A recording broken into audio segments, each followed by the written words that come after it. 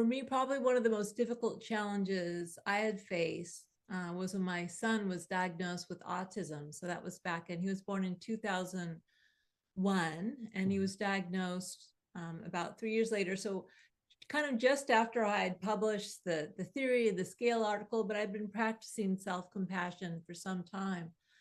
And I remember, I knew something was up with him developmentally. And I remember when I got the diagnosis, the mind just started generating these fears like, what's it going to be like? How am I going to handle this? Is he going to be okay? Is he going to ever live a normal life? And it just kind of started spinning.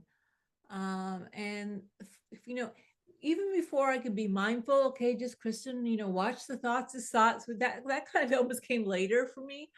My ability to have self-compassion, to just say, this is so hard. Like, I am really scared.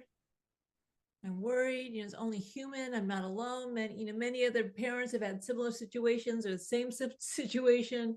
Once I actually gave myself some compassion and warmth for how scary the moment was, then actually I was able to kind of not be so, to be a little more mindful, ironically, and not be so identified with the thoughts and be able to say, well, we don't know what's going to happen. And you know what I mean? So moments like that. And then just, I talk a lot about my son, Ron, because I think it's something people can relate to. Everyone who has kids has challenges with their kids. And we know our hearts are, they're so fragile. When we worry about ourselves, it's one thing, but when we worry or have anxiety about our kids, it's a whole different level.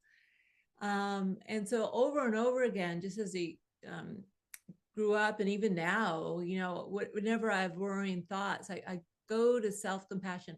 So what self-compassion does is it does allow me to feel safe enough to be present with the worrying thoughts or fears.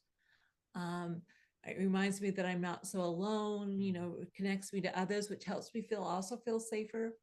And then the warmth and the kindness, in addition, helps you feel safer. And that's one of the reasons self-compassion is such a good antidote to fear and anxiety, because it generates safety by knowing when we know we have our own back, our own care, our own presence, it actually makes us feel safer, which means that the anxiety isn't so overwhelming.